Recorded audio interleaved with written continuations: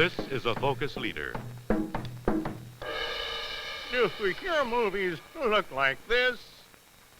Do your soundtracks sound like this?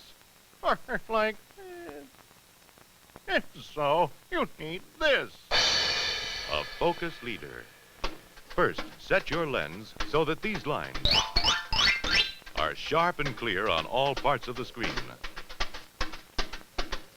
Now, set the volume control on your projector. The sound level should be adjusted until my voice can be clearly understood in all sections of the room. You are now ready to participate in another Pan-American travel adventure.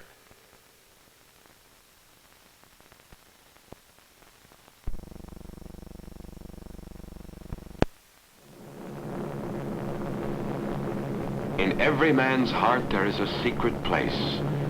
The place you were headed for when you were a child and ran away from home and never got further than the corner. As long as I can remember, for me, the place was Paris.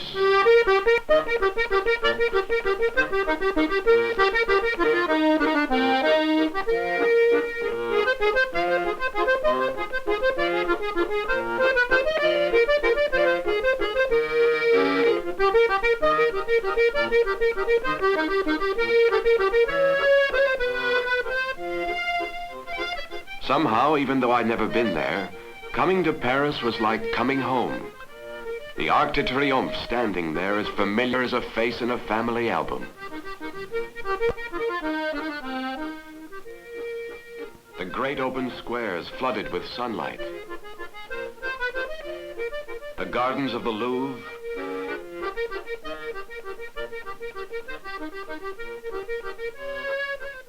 The gardens at Versailles.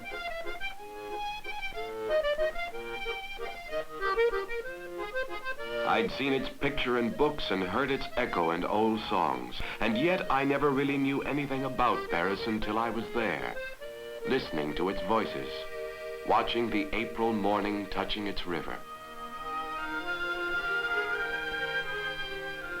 Paris begins with the Seine, the place where Parisians go when they want to be alone, when they want to dream their secret dreams, when they fall in love. The Seine is the mother of Paris.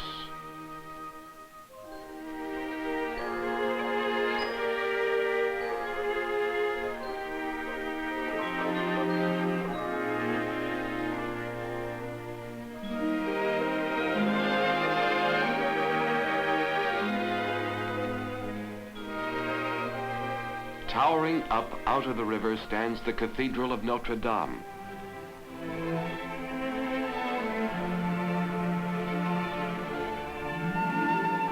It took 170 years to build those walls. Stonemasons and sculptors worked away their whole lives, and their sons took their places on the scaffolding, and then their sons' sons.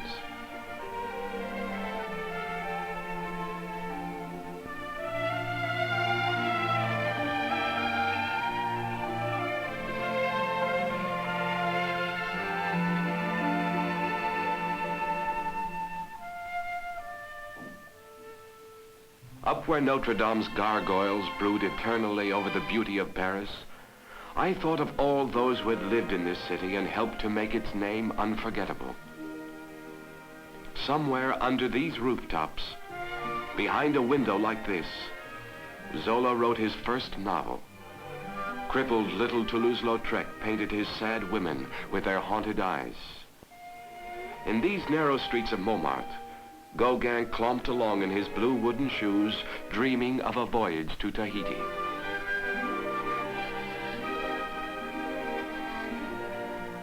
From these hidden corners of the city came the children of Renoir's paintings.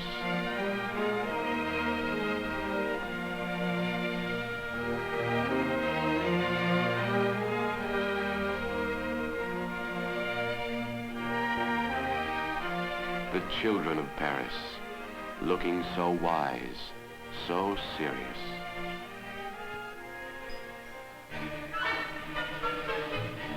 Out in the Champs-Elysees, it seems as though all the world is pouring into Paris. A restless tide of traffic, a pulse of excitement in the air.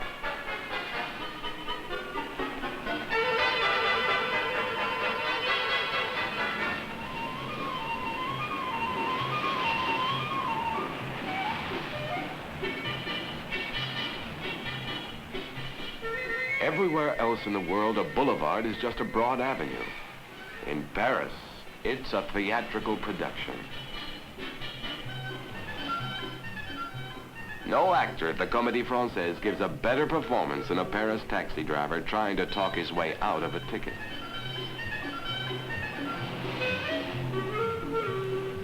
The French may not have quite solved the problem of driving an automobile, but they figured out the quickest way to park one.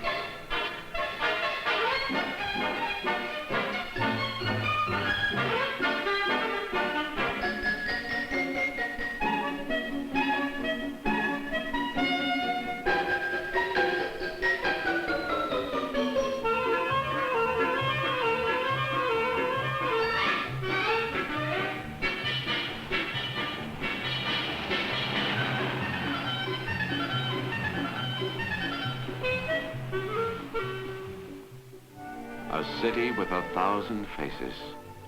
Cross into Montmartre, and it's another world.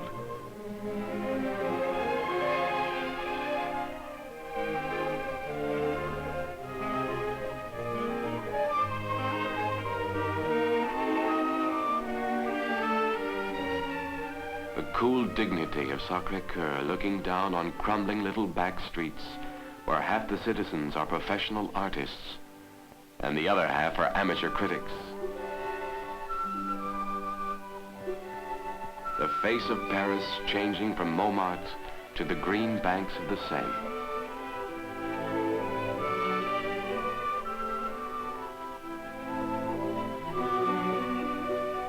Changing from the bookstalls along the quay to the chatter of the bird market on the Ile de la Cité.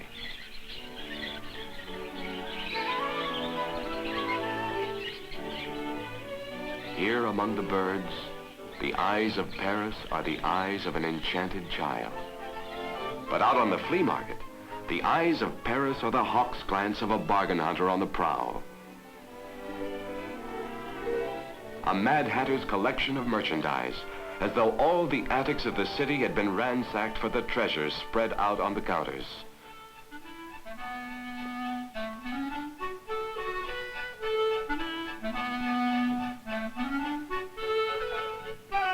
A city with 1,000 faces.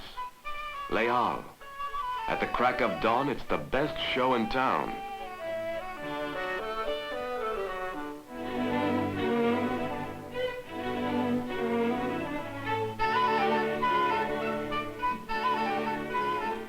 If you've got a sharp eye, you can spot the buyers from the great restaurants coming down to choose their menus for the day.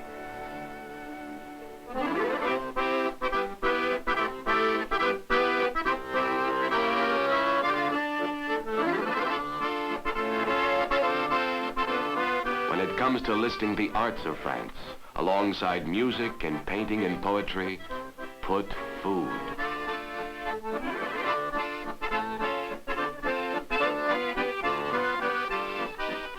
Sitting down to a meal is like attending the opera. Part of it is the scenery.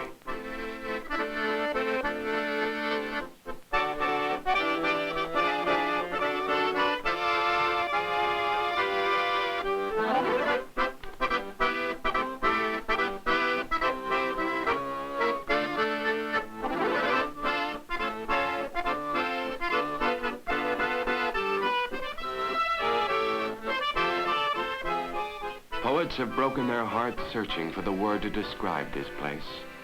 The city of light, the city of elegance. In half a dozen blocks off the Rue de la Paix, Paris sets the style for the world.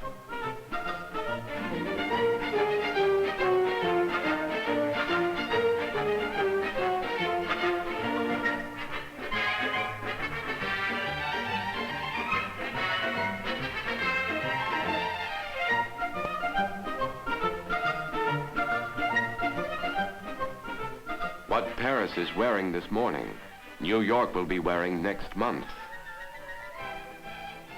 What fashion photographers are shooting now, South Africa will be wearing next year.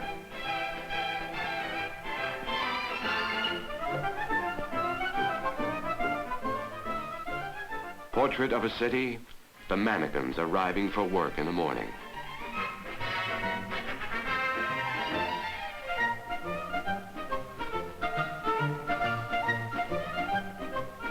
But more than any passing fashion, more than any street or avenue, Paris is its people. Citizens of Paris, a people as deceptive as snowflakes. The closer one looks at them, the more complicated they become.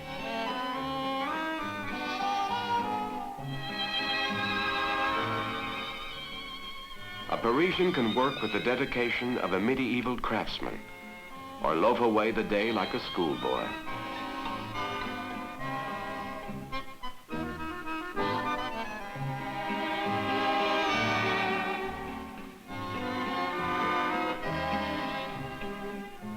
Citizens of Paris, cautious and practical, dreamy and romantic.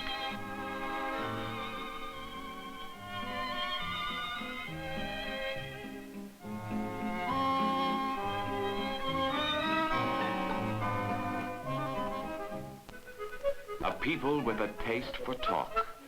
There's an old saying, put together two Parisians and you get three opinions.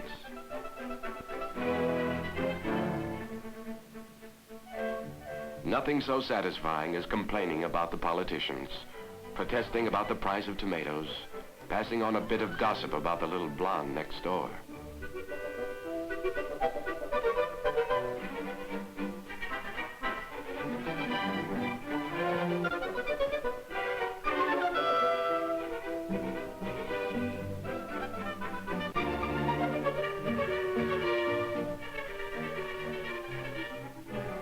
Citizens of Paris, shaped by the spirit of France.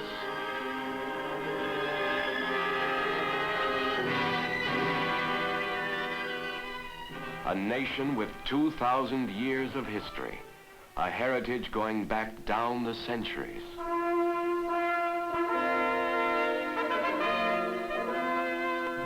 Back to the glory that hovers over the towers of Chambord on the river Loire.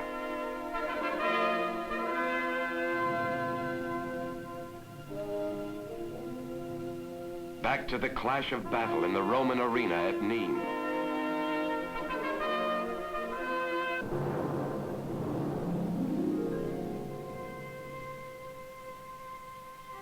The first dim beginnings going back to the Stone Age. The ancient tribes that left these mysterious monuments at Karnak. Were they pagan altars or the tombs of forgotten kings? No one seems to know. Brittany with its old peasant proverbs, if you are a lady and I am a lady, who will draw the water from the well?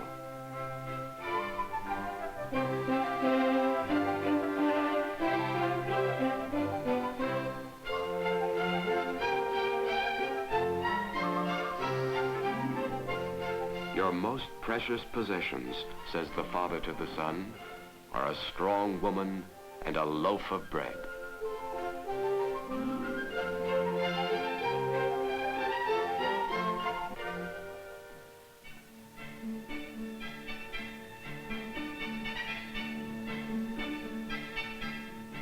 The fishing fleets of Brittany sail out as far as Greenland.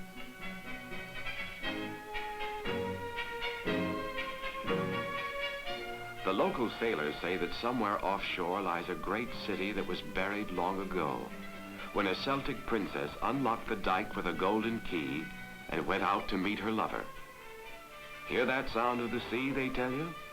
That's the clang of all the drowned church bells.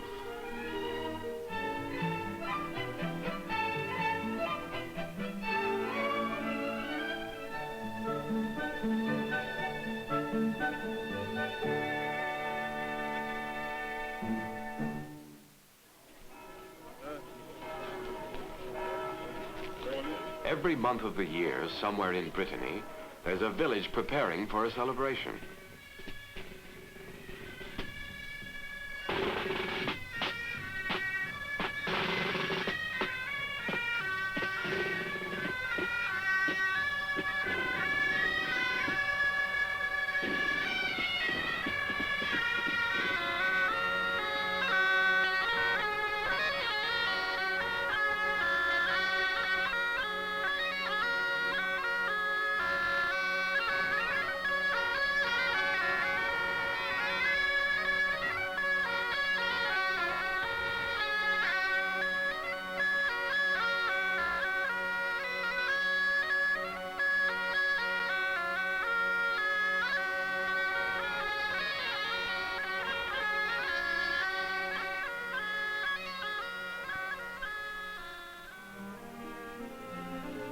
At the edge of Brittany, rising out of the tides, stands Mont Saint-Michel.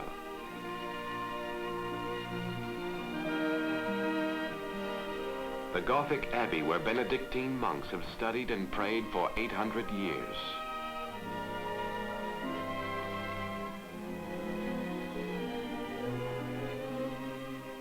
As good a place as any to prove that in France you find world-famous restaurants even in tiny villages.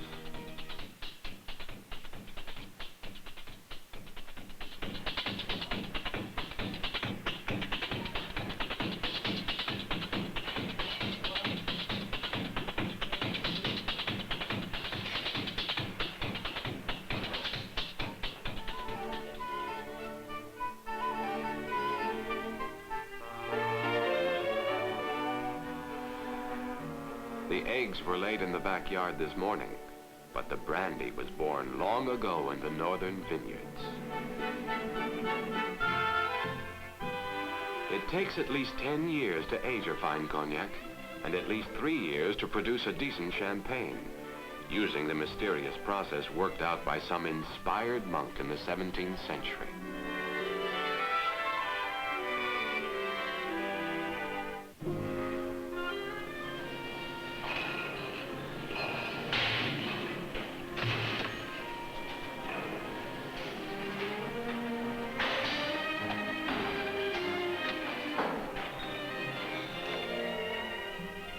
Not far from here, across the fields of Champagne, is the Cathedral of Rheims, and the memory of Joan of Arc ringing in the air like bells.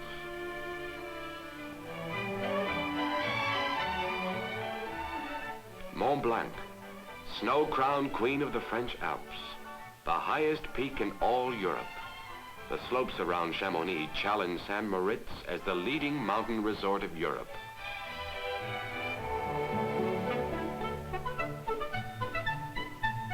In January, the skiers flock here to take the spectacular runs that shoot down 7,000 feet without a turn.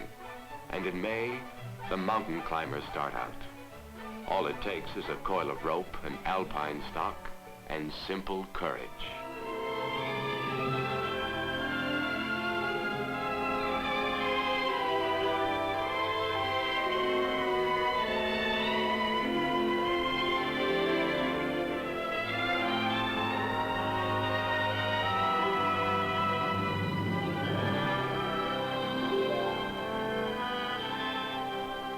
Up here on the glacial slopes, the air is cold as mountain wine.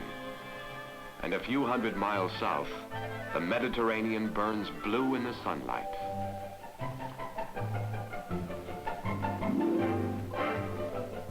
The Riviera, a faint smell of mimosa in the air, and the echo of the roulette wheels at the casinos. A place listed in all the dictionaries of the world as a word for holiday.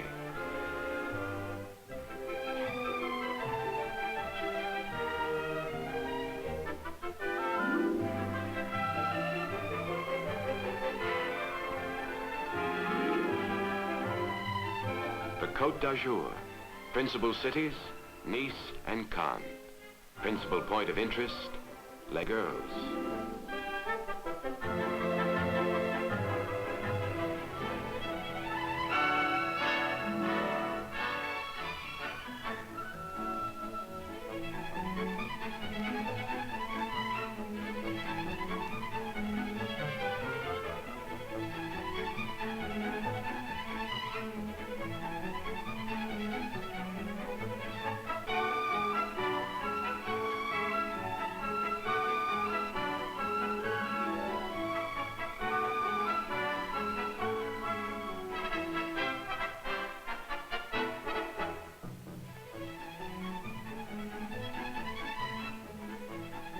The highway curves like a necklace around the throat of a mountain. And below, the river Tarn slices through the wild gorges, past the cliffs honeycombed with caves.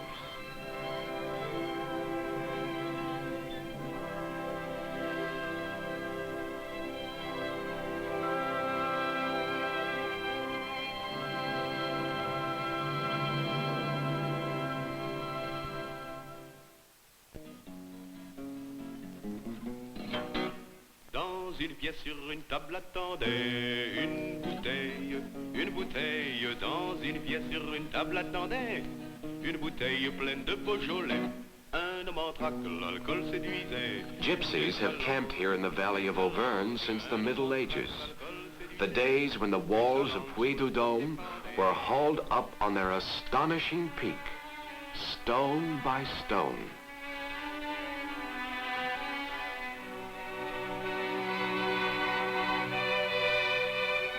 From Auvergne to the Pyrenees is fairy tale country.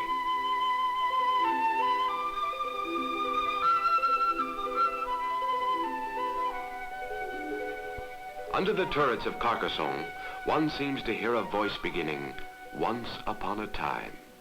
Except that today the bewitched princess plays hopscotch, and the handsome prince has skinned knees from playing jacks.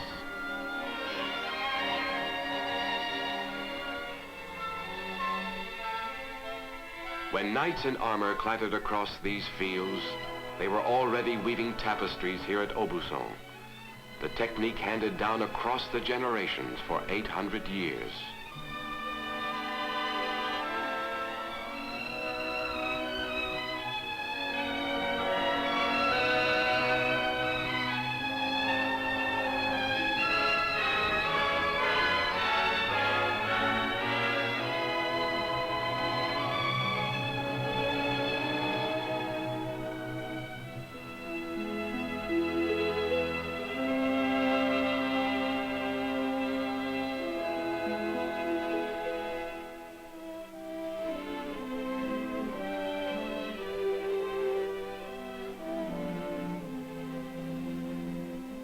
Chenonceau, a gift from Henry II to his shrewd blonde darling, Diane de Poitiers.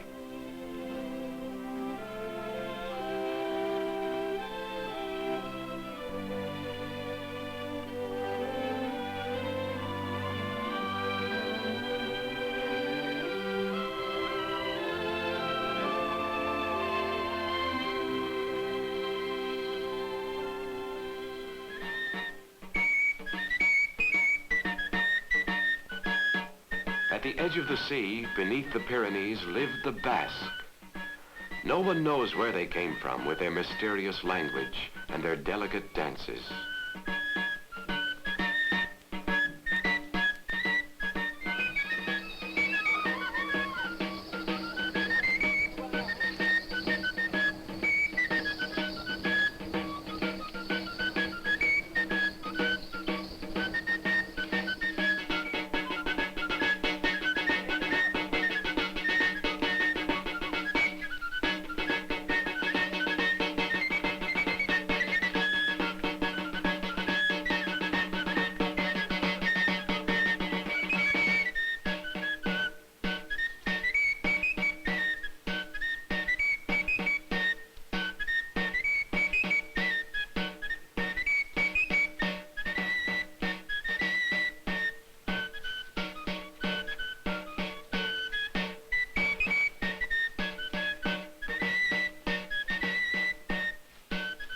From Brittany to the Pyrenees, each of the provinces of France is a thread woven into the tapestry of Paris. The dreams of glory of the children of Paris were born at Carcassonne.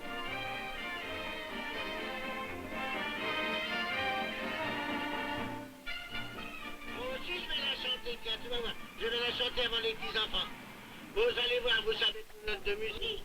Mais, oh là là. The show that draws their laughter comes from the Mediterranean.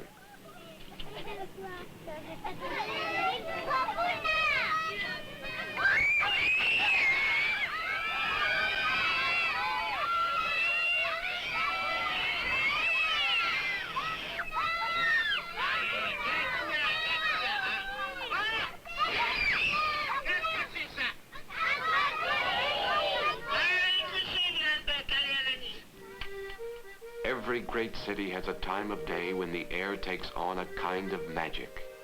In Paris, it begins in those soft hours of late afternoon. Just before twilight comes the time of meetings. The time of quiet talk on the cliffs of Montmartre. The time of friends seeking each other out on the boulevards.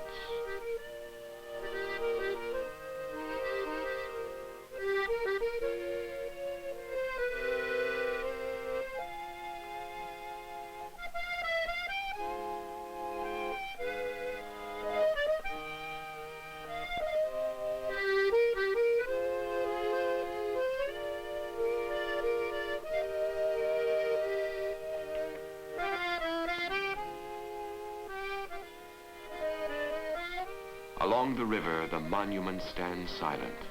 The city seems to hold its breath until the sun goes down behind Notre Dame and night comes on with a crash.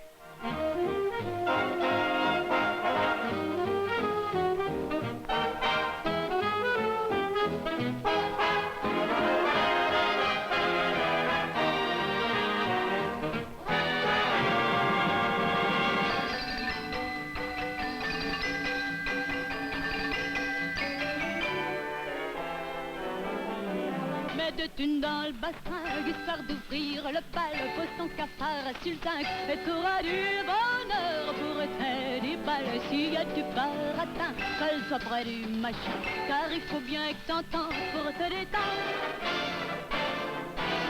T'occupe pas du ménage, du moment que ça te remue, laisse tourner l'engrenage, et si tu veux vraiment que ça continue, mets de thunes dans le bassin, et si t'es pas sourdin, t'auras du carnaval pour tes 10 balles.